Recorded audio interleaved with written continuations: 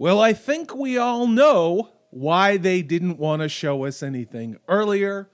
Amazon's Lord of the Rings of Power is even worse than we thought. His treachery runs deeper than you know.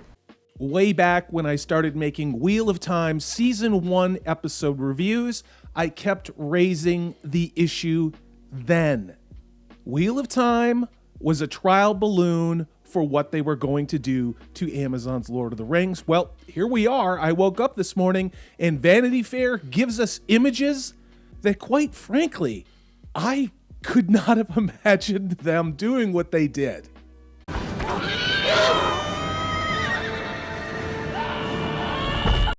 Again, it comes to us from Vanity Fair. The title is Amazon's Lord of the Rings series rises inside the Rings of Power. Now, I don't know if it's true or not, but this article focuses on the fact that a young Gladriel, played by Morfydd Clark, seems to be taking center stage. And in what I'm going to presume is, yet again, identity politics and intersectional feminism in J.R.R. Tolkien's fourth book of the Silmarillion that's only 30 pages long. This younger, brasher, standing up against Tolkien's patriarchy representation of Gladriel meets a brand new character by the second episode by the name of Halbrand. What the hell am I looking at? No, you haven't lost your marbles. That would be Amazon, who put a sum total of $1 billion into this gender studies focused deconstruction of the last great bastion of Western fiction, J.R.R. Tolkien's Lord of the Rings Middle-earth world. You cannot pass! And while it may seem petty, I am pissed off. Let's take a look at the two knuckleheads that Amazon put in charge of this billion-dollar adaptation of Amazon's Lord of the Rings of Power.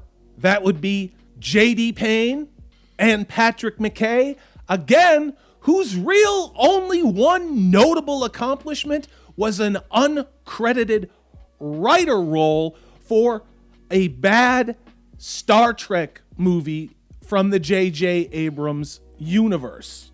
So it looks like Amazon wanted to play mystery box games. Well, guess what? They're going to win crappy mystery box prizes.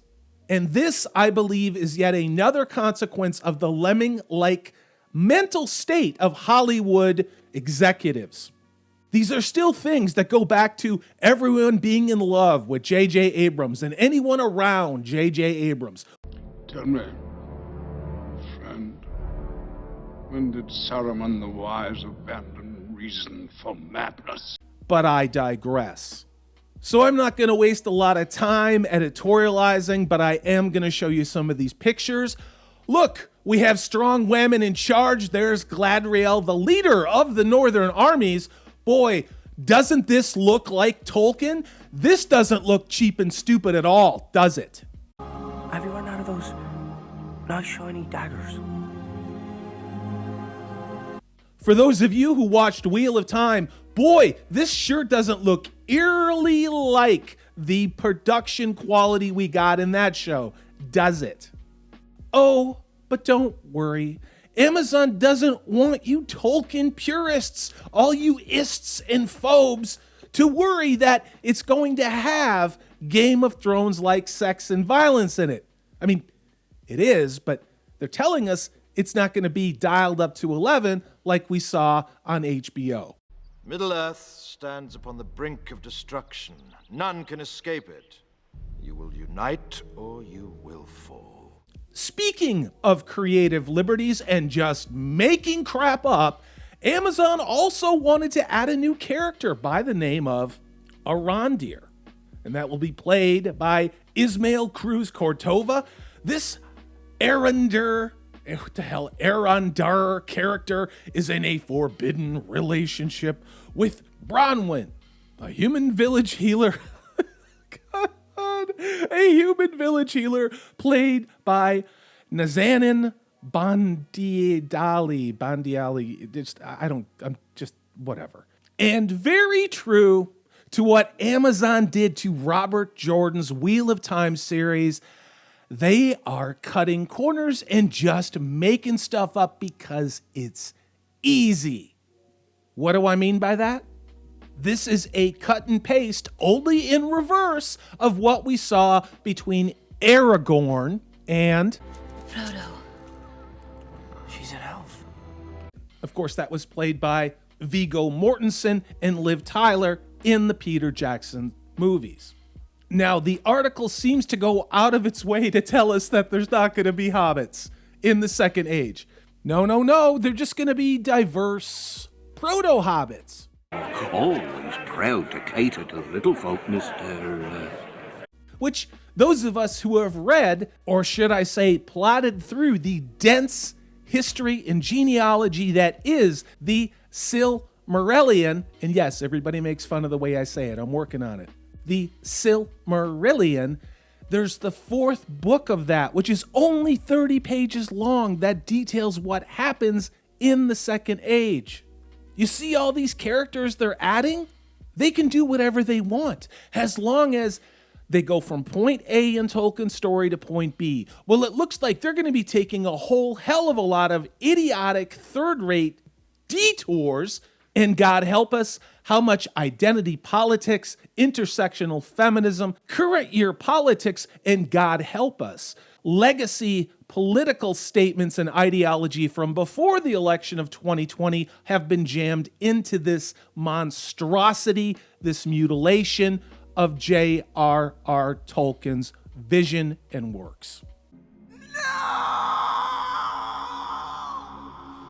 We'll save that for another time. Let's look at the pictures. Let's see what the hell we're getting. Again, according to the Vanity Fair article, this series is going to juggle nearly 24 characters across multiple storylines. Now, I'll just say this, if you remember what happened in the Wheel of Time, that was just a really clever way to make really undeveloped characters with really underwhelming stories. Will we get it in this Amazon adaptation? And what are we waiting for?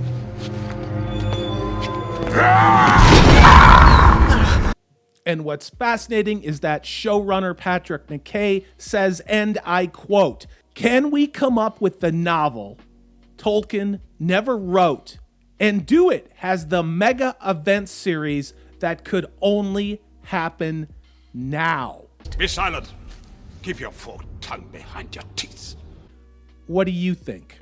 We have Owain Arthur as Prince Durin IV, Prince of the bustling subterranean realm of Khazad-dûm.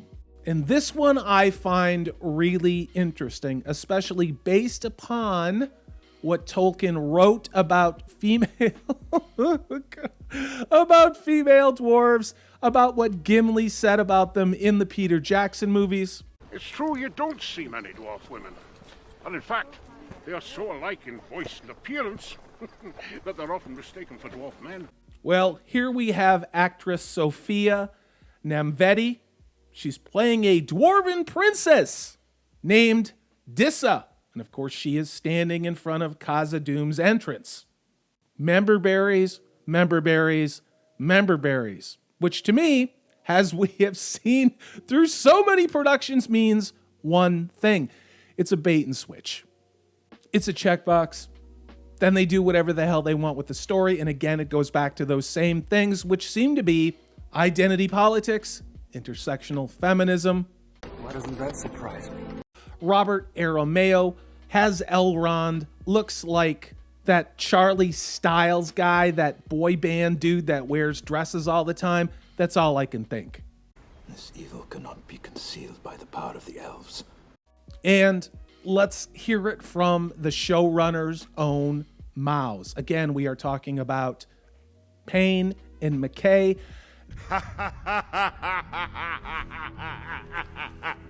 Look, there might be some fans who want us to do a documentary of Middle-earth, but we're going to tell one story that unites all these things.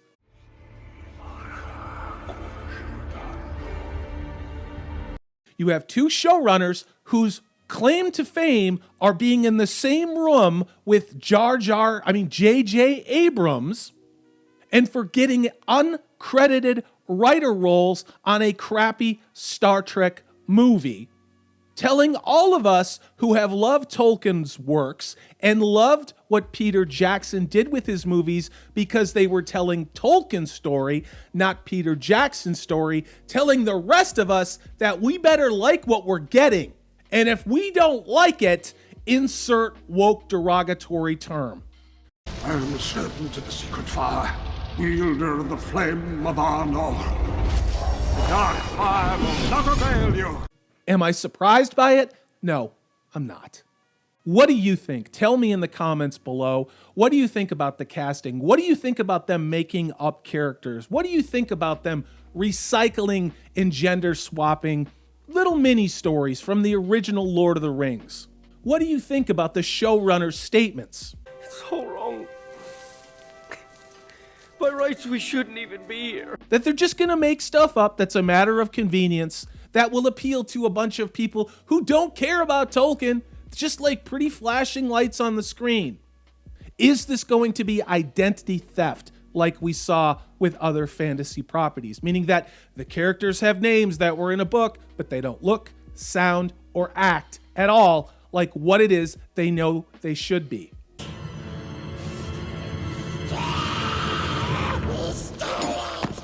Tell me in the comments below. I know I'm running hot today, but I woke up and this is the last damn thing I needed to see.